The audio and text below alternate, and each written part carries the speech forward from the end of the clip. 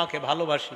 সাহাবা নবীর যেটা করার কথা, উল্টা আইননি আলা যিকরিক ওয়া শুকরিক ওয়া হুসনি। নামাজের পর সালাম ফিরানোর পর কিছু আমল আছে, এই আমলগুলা করবেন। নবীজির সাহাবা হযরত মুআজকে আল্লাহর নবী বলেন, মুআজ আল্লাহর কসম আমি তোমার, আবার বললেন মুআজ আল্লাহর কসম আমি তোমাকে ভালো। নবী সাহাবারে কয় আমি তোমাকে ভালোবাসি, আমি তোমাকে ভালোবাসি। নবী সাহাবারে কয় ভালোবাসার দাবি নি বলিলা তাদান্না দুবরা কুল্লি সালাতিন মাকতুবা আন তাকুলা আল্লাহুম্মা আইন্নি আলা যিকরিকা ওয়া শুকরিকা ওয়া হুসনি ইবাদাতিক। মুআজ তুমি কখনো নামাজের পর এই আমলটা ছাড়বা না, সালাম ফিরানোর সাথে সাথেই তুমি পড়বা আল্লাহু ইবাদাতিক। তুমি জিন্দেগিতেও নামাজের পরে আমলটা ছাড়বা না। তা আশাবাদী আমি। আপনারা সালাম ফিরানোর পর ইমাম সাহেব যারা আছি, আমি আলহামদুলিল্লাহ আমরা যারা আছি, আমি যেই যে মসজিদগুলা আমার তদারকিতে আছে সব মসজিদে আমলগুলা সালাম ফিরানোর পর মুসল্লিদেরকে আমল করার সুযোগ দেওয়া। তো আল্লাহুম্মা আইন্নি আলা যিকরিক ওয়া শুকরিক ওয়া হুসনি ইবাদাতিক, এই আমলটা করা। আর আস্তাগফিরুল্লাহ আস্তাগফিরুল্লাহ 3 বার পড়া, আস্তাগফিরুল্লাহ আস্তাগফিরুল্লাহ 3 বার পড়া। আর কিছু তাসবিহাত আছে, 3 বার সুবহানাল্লাহ, 3 বার আলহামদুলিল্লাহ, 33 বার সুবহানাল্লাহ, 33 বার আলহামদুলিল্লাহ, 33 বার আল্লাহু আকবার। 99 হওয়ার পর 34তম বারে পড়বেন, মানে 34তম বার মানে আল্লাহু আকবার 33 বার বলার পর 34তম, আর 3 33 99 হওয়ার পর 100তম বারে পড়বেন লা ইলাহা ইল্লাল্লাহু ওয়াহদাহু লা শারীকা লাহু লাহুল মুলকু ওয়া লাহুল হামদু ওয়া হুয়া আলা কুল্লি শাইইন কাদির। এই দোয়াটা যদি কেউ পড়ে, রাসূল আকরাম সাল্লাল্লাহু আলাইহি সাল্লাম বলেন এই 100 বার হওয়ার পর গুফিরাত খাতায়া ওয়া ইন কানাত মিসলা জাবাদিল বাহরি, সমুদ্রের ফেনা পরিমাণ গুনাহ হলেও তার গুনাহ আল্লাহ মাফ করে। আরেকটা পড়েন আমার সাথে, সুবহানাল্লাহি ওয়া বিহামদিহি। বাস এটুকুই, 100 বার। কয়বার? এটা যদি 100 বার পড়েন, আল্লাহ নবী বলেন এটা পড়লেও সমুদ্রের ফেনা পরিমাণ গুনাহ যদি হয় তার গুনাহ আল্লাহ মাফ করে দেয়।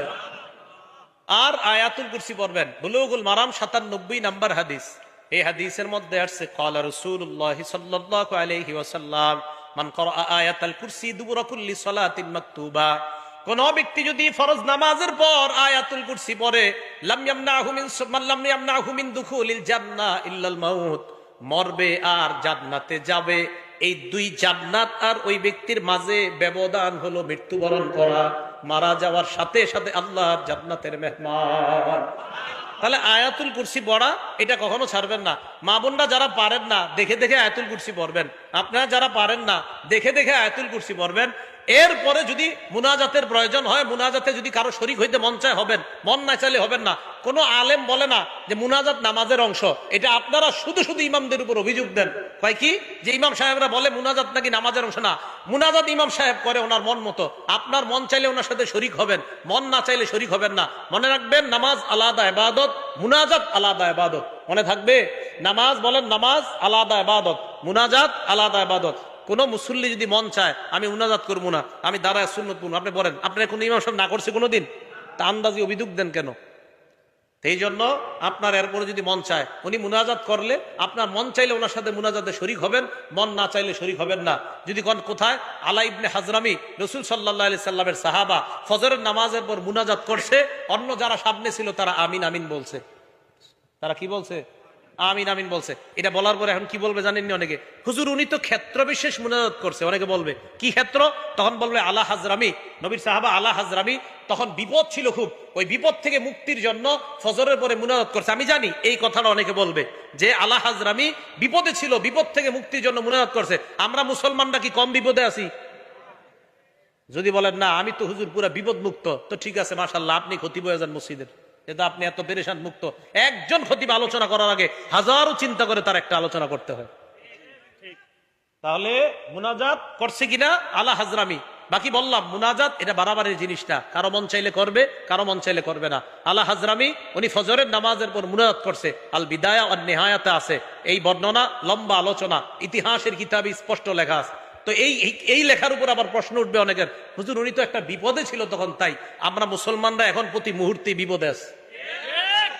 এবার আসেন, নামাজের তো ব্যাপারে ভালোই শুনলেন। এখন যে কথাগুলো বলবো এগুলো শুনলে অনেক মুরব্বীদের কষ্ট লাগবে, বাকি যাদের ভিতরে এই রোগ আছে তাদের কষ্ট লাগবে, রোগ না থাকলে লাগবে না। রাসূল আকরাম সাল্লাল্লাহু আলাইহি সাল্লাম মসজিদে বসা, এক সাহাবা আসার পর উনি নামাজ পড়লেন, আল্লাহু আকবার। নামাজ পড়ার পর আল্লাহ রসুলের সামনে গেলেন, যাওয়ার পর সাল্লাম আলা নবী সাল্লাল্লাহু আলাইহি ওয়াসাল্লাম, আল্লাহ নবীকে সালাম দিলেন। সালাম দেওয়ার পর ফারাদ্দা আলাইহিস সালাম, আল্লাহ নবী সালামের জবাব দিলেন। নেওয়ার পর বললেন, ইরজি ফাসাল্লি ফাইন্নাকা লাম তুসাল্লি, তুমি যাও আবার নামাজ পড়ো, কারণ তুমি নামাজ পড়ো নাই। উনি আবার গেলেন, আবার নামাজ পড়লেন, আবার আসলেন, আবার সালাম দিলেন। আল্লাহ নবী বললেন, তুমি আবার যাও, আবার নামাজ পড়ো। আবার গেলেন, আবার নামাজ আদায় করলেন, আবার আল্লাহ নবীকে সালাম দিলেন। সালাম দেওয়ার পর নবী সালামের জবাব নিয়ে বললেন, আবার যাও, তুমি নামাজ পড়ো, তুমি নামাজ পড়ো নাই।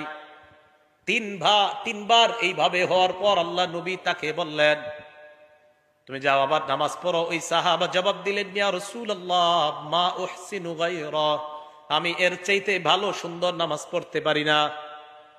আল্লিমনি, আমাকে আপনি নামাজ কিভাবে পড়তে হয় শিখায়া দেন। নবীজি বললেন, ইদা কুমতা ইলা সালাহ, যখন নামাজের ইচ্ছা পোষণ করবা, ফাকাব্বির, তখন তুমি তাকবীর বলবা। তাকবীর বলার পর ফাকরা মা তায়াসসারা মাকা মিনাল কুরআন, কোরআনের যেই জায়গা সহজ ওই জায়গা থেকে পড়বা।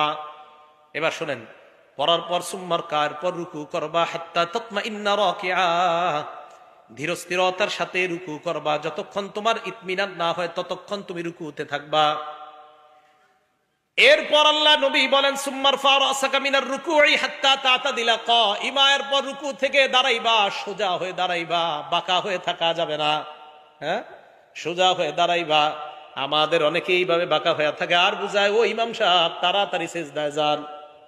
বাঁকা হয়ে থাকে, উঠা ভাই হুজুর আমার কাজ আছে, দোয়া তাড়াতাড়ি সিজদায় যান। কষ্ট নিয়েন না, যাদের মাজায় সমস্যা ভিন্ন কথা, যারা এমনি কুজা এদের জন্য না এটা। যারা এমনি সুন্দরভাবে হাঁটতে পারেন কিন্তু নামাজে গেলে রুকুর থেকে উঠে এইভাবে দাঁড়ায় থাকেন, হ্যাঁ, মানে এইভাবে আপনি বাঁকা হয়ে থাকেন, পুরাপুরি দাঁড়ান না। আল্লাহ নবী কয়, হাত্তা তাতাদিলা কাইমা, তুমি পরিপূর্ণভাবে দাঁড়াইবা, সোজা হয়ে দাঁড়াইবা। দাঁড়ানোর পর সুম্মাসজুদের পর সিজদা করবা, হাত্তা তাতমাইন্না সাজিদা, ধীরস্থিরতার সাথে সিজদা করবা। দুই সেজদার মাঝখানে বসবা। এই দুই সেজদার মাঝখানে অনেকে এইভাবে বাঁকা হয়ে থাকে, ঠিক না? দুই সেজদার মাঝখানে মানে উঠে বাঁকা হয়ে থাকে, হুজুর আরেকটা সেজদা তাড়াতাড়ি দেন, এইভাবে থাকে। মনে রাখবেন, বাঁকা হওয়ার, এই বাঁকা হওয়াটা যদি বেশিরভাগ নিচের দিকে থাকে তো আপনার তো সেজদা একটা হইলো। আরে বাঁকা হওয়া যদি বেশি নিচের দিকে থাকে তো আপনার সেজদা দুইটা দেওয়ার কথা না, তো আপনার তো কোনো ওজোর নাই, আপনি ইচ্ছা করে এইভাবে রয়েছেন, মানে আপনি এক সেজদা থেকে এখনো উঠেন নাই, দুই সেজদার মাঝখানে আপনি বসেন নাই। আল্লাহ নবী বললেন, এইভাবে দুই সেজদার মাঝখানে বসবা। ইফআল যালিকা ফি সলাতিকা কুল্লিহা, আমি যেইভাবে তোমাকে নামাজ শিখাইলাম এইভাবে তুমি নামাজ পরিপূর্ণ করবা। নামাজ পরিপূর্ণ করার পর সালাম ফিরানোর পর, নামাজের পর সালাম ফিরানোর পর কিছু আমল আছে, এই আমলগুলা করবেন। নবীজির সাহাবা হযরত মুআজকে আল্লাহ নবী বলেন, মুআজ আল্লাহর কসম আমি তোমাকে ভালোবাসি। আবার বললেন, মুআজ আল্লাহর কসম আমি তোমাকে ভালোবাসি। সাহাবা নবীর যেটা করার কথা উল্টা নবী সাহাবারে কয়, আমি তোমাকে ভালোবাসি, আমি তোমাকে ভালোবাসি। নবী সাহাবারে কয়, ভালোবাসার দাবি নি বলিলা তাদান্না দুবরা কুল্লি সালাতিন মাকতুবা আন তাকুলা আল্লাহুম্মা আইন্নি আলা যিকরিকা ওয়া শুকরিকা ওয়া হুসনি ইবাদাতিক। মুআজ, তুমি কখনো নামাজের পর এই আমলটা ছাড়বা না। সালাম ফিরানোর সাথে সাথেই তুমি পড়বা, আল্লাহুম্মা আইন্নি আলা যিকরিক ওয়া শুকরিক ওয়া হুসনি ইবাদাতিক। তুমি জিন্দেগিতেও নামাজের পরে আমলটা ছাড়বা না। তা আশাবাদী আমি। আপনারা সালাম ফিরানোর পর ইমাম সাহেব যারা আছি, আমি আলহামদুলিল্লাহ আমরা যারা আছি, আমি যেই যে মসজিদগুলা আমার তদারকিতে আছে সব মসজিদে আমলগুলা সালাম ফিরানোর পর মুসল্লিদেরকে আমল করার সুযোগ দেওয়া। তো আল্লাহুম্মা আইন্নি আলা যিকরিক ওয়া শুকরিক ওয়া হুসনি ইবাদাতিক, এই আমলটা করা। আর আস্তাগফিরুল্লাহ আস্তাগফিরুল্লাহ তিনবার পড়া, আস্তাগফিরুল্লাহ আস্তাগফিরুল্লাহ তিনবার পড়া। আর কিছু তাসবিহাত আছে, তিনবার সুবহানাল্লাহ, তিনবার আলহামদুলিল্লাহ, 33 বার সুবহানাল্লাহ, 33 বার আলহামদুলিল্লাহ, 33 বার আল্লাহু আকবার। 99 হওয়ার পর 34তম বারে পড়বেন, মানে 34তম বার মানে আল্লাহু আকবার 33 বার বলার পর 34তম, আর 3 33 99 হওয়ার পর 100তম বারে পড়বেন, লা ইলাহা ইল্লাল্লাহু ওয়াহদাহু লা শারীকা লাহ লাহুল মুলকু ওয়া লাহুল হামদু ওয়া হুয়া আলা কুল্লি শাইইন কাদির। এই দোয়াটা যদি কেউ পড়ে, রাসূল আকরাম সাল্লাল্লাহু আলাইহি সাল্লাম বলেন, এই 100 বার হওয়ার পর গুফিরাত খাতায়া ওয়া ইন কানাত মিসলা জাবাদিল বাহরি, সমুদ্রের ফেনা পরিমাণ গুনাহ হলেও তার গুনাহ আল্লাহ মাফ করে। আরেকটা পড়েন আমার সাথে, সুবহানাল্লাহি ওয়া বিহামদিহি, বাস এটুকুই 100 বার। কয়বার? এটা যদি 100 বার পড়েন, আল্লাহ নবী বলেন এটা পড়লেও সমুদ্রের ফেনা পরিমাণ গুনাহ যদি হয় তার গুনাহ আল্লাহ মাফ করে দেয়। আর আয়াতুল কুরসি পড়বেন। বুলুগুল মারাম 97 নম্বর হাদিস। এই হাদিসের মধ্যে আসছে ক্বালা রাসূলুল্লাহ সাল্লাল্লাহু আলাইহি ওয়াসাল্লাম মান ক্বারা আয়াতুল কুরসি দুবুরা কুল্লি সালাতিন মাকতুবা, কোন ব্যক্তি যদি ফরজ নামাজের পর আয়াতুল কুরসি পড়ে, লাম ইয়ামনাহু মিন দুখুলিল জান্নাহ ইল্লাল মাউত, মরবে আর জান্নাতে যাবে। এই দুই জান্নাত আর ওই ব্যক্তির মাঝে ব্যবধান হলো মৃত্যুবরণ করা, মারা যাওয়ার সাথে সাথে আল্লাহর জান্নাতের মেহমান। তাহলে আয়াতুল কুরসি পড়া এটা কখনো ছাড়বেন না। মা বোনরা যারা পারেন না দেখে দেখে আয়াতুল কুরসি পড়বেন, আপনারা যারা পারেন না দেখে দেখে আয়াতুল কুরসি পড়বেন। এরপরে যদি মুনাজাতের প্রয়োজন হয়, মুনাজাতে যদি কারো শরীক হইতে মন চায় হবেন, মন না চাইলে হবেন না। কোনো আলেম বলে না যে মুনাজাত নামাজের অংশ। এটা আপনারা শুধু শুধু ইমামদের উপর অভিযোগ দেন, কয় কি যে ইমাম সাহেবরা বলে মুনাজাত নাকি নামাজের অংশ। না, মুনাজাত ইমাম সাহেব করে ওনার মন মতো। আপনার মন চাইলে ওনার সাথে শরীক হবেন, মন না চাইলে শরীক হবেন না। মনে রাখবেন, নামাজ আলাদা ইবাদত, মুনাজাত আলাদা ইবাদত। মনে থাকবে, নামাজ বলেন নামাজ আলাদা ইবাদত, মুনাজাত আলাদা ইবাদত। কোন মুসল্লি যদি মন চায় আমি মুনাজাত করবো না, আমি দাঁড়ায় সুন্নত পড়বো, আপনি বলেন আপনার কোন ইমাম সাহেব না করছে কোনোদিন? তা আন্দাজি অভিযোগ দেন কেন? এই জন্য আপনার এরপরে যদি মন চায় উনি মুনাজাত করলে আপনার মন চাইলে ওনার সাথে মুনাজাতে শরীক হবেন, মন না চাইলে শরীক হবেন না। যদি কোন কোথায় আলা ইবনে হাজরামি রাসূল সাল্লাল্লাহু আলাইহি সাল্লামের সাহাবা ফজরের নামাজের পর মুনাজাত করছে, অন্য যারা সামনে ছিল তারা আমিন আমিন বলছে। তারা কি বলছে? আমিন আমিন বলছে। এটা বলার পরে এখন কি বলবে জানেননি অনেকে? হুজুর উনি তো ক্ষেত্র বিশেষ মুনাজাত করছে। অনেকে বলবে কি ক্ষেত্র? তখন বলবে আলা হাজরামি, নবীর সাহাবা আলা হাজরামি তখন বিপদ ছিল খুব, ওই বিপদ থেকে মুক্তির জন্য ফজরের পরে মুনাজাত করছে। আমি জানি এই কথাটা অনেকে বলবে যে আলা হাজরামি বিপদে ছিল, বিপদ থেকে মুক্তির জন্য মুনাজাত করছে। আমরা মুসলমানরা কি কম বিপদে আছি? যদি বলেন না আমি তো হুজুর পুরা বিপদ মুক্ত, তো ঠিক আছে মাশাআল্লাহ, আপনি খতিব হয়ে যান মসজিদের, এটা আপনি এত পেরেশান মুক্ত। একজন খতিব আলোচনা করার আগে হাজারো চিন্তা করে তার একটা আলোচনা করতে হয়। তাহলে মুনাজাত করছে কিনা আলা হাজরামি। বাকি বললাম মুনাজাত এটা বাড়াবাড়ির জিনিসটা, কারো মন চাইলে করবে, কারো মন চাইলে করবে না। আলা হাজরামি উনি ফজরের নামাজের পর মুনাজাত করছে। আল বিদায়া আর নেহায়াতে আছে এই বর্ণনা, লম্বা আলোচনা, ইতিহাসের কিতাবে স্পষ্ট লেখা আছে। তো এই লেখার উপর আবার প্রশ্ন উঠবে অনেকের, হুজুর উনি তো একটা বিপদে ছিল তখন, তাই আমরা মুসলমানরা এখন প্রতি মুহূর্তে বিপদে আছি। এবার আসেন মসজিদে যে ঢুকলেন, অনেক আলোচনায় তো শুনলেন কাঁচা রসুন আর কাঁচা পেঁয়াজ খায়া যারা মসজিদে ঢুকেন, কি রসুন আর কাঁচা পেঁয়াজ মুড়ি বানায়া মাত্র খায়াটায় ঢুকছেন মসজিদে, এটা করেন না। তিরমিজি শরীফের 3927 নম্বর হাদিস। ক্বালা রাসূলুল্লাহ সাল্লাল্লাহু আলাইহি ওয়াসাল্লাম, আল্লাহ নবী বলেন আন্নান নাবিয়্যা নাহা আন হাতাইনিশ শাজারাতাইন, নবীজি এই দুই গাছ থেকে নিষেধ করেছেন। নবী বলেন মান আকালাহুমা, এই দুই গাছ তথা ইয়ানিল বাসলা ওয়াস সুমা, কেউ যদি পেঁয়াজ এবং রসুন খায় ফালা ইয়াকরাবান্না মাসজিদানা, সেজন্য আমাদের মসজিদের কাছেও না আসে। নবীজি বলেন কেউ যদি কাঁচা পেঁয়াজ আজ কাঁচা রসুন খায় সেজন্য আমাদের মসজিদের কাছে না আসে। খাইতে হয় যদি কাঁচা পেঁয়াজ আর কাঁচা রসুন ইত্যাদি খাইয়া অথবা পেঁয়াজ দিয়ে মুড়ি বানানো খায়া মসজিদে আসতে হয়, তাহলে ব্রাশ করে আসবেন।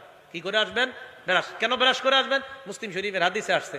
ক্বালা রাসূলুল্লাহ সাল্লাল্লাহু আলাইহি ওয়াসাল্লাম, আল্লাহ নবী বলেন শোনো তোমরা, এই যে গন্ধযুক্ত গাছ, এই গন্ধযুক্ত গাছ যারা খায়, নবী বলেন মান আকালা মিন হাযিহি শাজারাতিল মুনতিনা, মুনতিনা মানে গন্ধযুক্ত গাছ, যে গাছের গন্ধ আছে, যারা খাও ফালা ইয়াকরাবান্না মাসজিদানা, মসজিদে আসবা না। প্রশ্ন হতে পারে কেন? নবীজি বলেন ফাইন্নাল মালাইকাতা তাআজ্জা মিম্মা ইয়াতাআজ্জা বিহিল ইনসু, মানুষ যেই জিনিস গন্ধ অপছন্দ করে, যেই গন্ধে মানুষ কষ্ট পায়, ওই গন্ধে ফেরেশতাও কষ্ট পায়। মানুষ যেই গন্ধে কষ্ট পায় ওই গন্ধে কে কষ্ট পায়? তাহলে পেঁয়াজ রসুন, এই কাঁচা পেঁয়াজ কাঁচা রসুন এগুলা খেয়ে মসজিদে আসা যাবে না। যদি কোনো মুসল্লি নাও থাকে তাও আসবেন না। কেন মসজিদে আসবেন না মুসল্লি না থাকলে? কারণ ফেরেশতা মসজিদে আছে। তখন আপনি যখন ওই কাঁচা পেঁয়াজের গন্ধ, এটা যেমন মানুষ সহ্য করতে পারে না, ফেরেশতাও সহ্য করতে পারে না। এবার বলেন তো কাঁচা পেঁয়াজ খায় মসজিদে যদি যাওয়া নিষেধ হয়, সিগারেট খেয়ে না, ওটা গন্ধ তো অনেক সুন্দর, হ্যাঁ নিষেধ না? সিগারেটের দলিল কি? সিগারেট যে দুর্গন্ধ, এটা খেয়ে যাওয়া নিষেধ, দলিল কি? এই হাদিস দলিল। কারণ দুর্গন্ধযুক্ত গাছ খেয়ে যদি মসজিদে যাওয়া নিষেধ হয়, যেটা একটা হালাল, পেঁয়াজ হালাল না হারাম? হালাল। রসুন হালাল না হারাম? হালাল। এই হালাল জিনিস খেয়ে মসজিদে যাওয়া নিষেধ। ধূমপানের প্যাকেটের উপরে কি লেখা থাকে? এটা কি এখনো আছে? এখন তো নতুন কথা, ধূমপান মৃত্যু ঘটায়। তো যেই জিনিসের উপর লেখা মৃত্যু ঘটায়, এই জিনিস খায় আপনি মসজিদে গিয়ে মাশাআল্লাহ ফেরেশতাদেরকে আনন্দ দিতে চান, তাহলে ফেরেশতাদেরকে কষ্ট দেওয়া যাবে না। ভাই কষ্ট নেন নাই তো আপনারা? মানে বলতে চাইলাম আমি তো খাইতে নিষেধ করিনি নাকি? হ্যাঁ, জর্দা না, জর্দা খেয়েও যাবেন না। পানও জর্দা এগুলা খেয়ে যাবেন না মসজিদে, একদম আপনি ব্রাশ করে যাবেন। এগুলা খাওয়ার পরে অনেকে মাশাআল্লাহ কি করে, পান চাবাইতে চাবাইতে মসজিদে গিয়া পান ফালায়া দাঁড়া আল্লাহু আকবার। মানে কি? আরে ভাই এটা কেন? না না, এটা করবেন না। চিন্তা করে হুজুর আপনি আমি পান খাই না, এই কথা কয়ে লাভ নাই। জিজ্ঞাসা হুজুর করে আমি পান খাইতে দেখছেন কখনো? চিন্তা করে হুজুর মনে কয় না, নিজে মনে পান খায়। আমি খাইলেও, আমি যদি কখনো খাইতামও তাও বলতাম আপনি পান খায় মসজিদে যায় না। শরীয়ত কি আমার উপরে চলে নাকি? কোরআন সুন্নাহর উপর শরীয়ত চলে এখানে মানুষকে। তো পান খেয়েও যাবেন না, বিড়া সিগারেট এটাও যাওয়া যাবে না। আর হলো আপনার কি, ওই যে পেঁয়াজ রসুন। হ্যাঁ, নবীজি বলছে একান্ত যদি তোমাদের ফাইনলা বুদ্ধা কুনতুম আকিলিহা ফাইন কুনতুম লা বুদ্ধা আকিলিহিমা, তোমরা যদি পেঁয়াজ রসুন খেতেই হয়, ফামিতুহুমা তবখ, এইগুলা তোমরা রান্না করে এইগুলাকে সেদ্ধ করো, রান্না করে এইগুলাকে পরিশোধন করে এরপরে খাও, তখন আর গন্ধ হবে না। তাহলে কাঁচা পেঁয়াজ, কাঁচা রসুন ইত্যাদি এগুলা খেয়ে মসজিদে যাওয়া ঠিক না, মসজিদ দুর্গন্ধ করা এটা ঠিক হবে না। আল্লাহ আমাদের সকলকে যে কথাগুলা শুনলাম, বিশেষ করে একটু বসেন, সর্বশেষ জানতে চাই, বলেন তো আমি যে সালাতের পদ্ধতিতে বর্ণনা করছি এইভাবে কে নামাজ পড়ে? আপনারা বলেন আপনি কে? হ্যাঁ আমি যেই পদ্ধতি নামাজ পড়ছি আমি ওইটা বলছি। এই জন্য কেউ মনে করবেন না যে না হুজুর আপনি মনে ওনারটা না করছেন, না আমি এভাবে পড়ি। বাকি বুঝার থাকলে তো বুঝে নেবেন। আল্লাহ আমাদের সকলকে যে কথাগুলা বললাম শুনলাম আমাল করা তৌফিক দান। আচ্ছা, উডার আগে করবেন না। বসেন একটু বসেন, সবাই বসেন।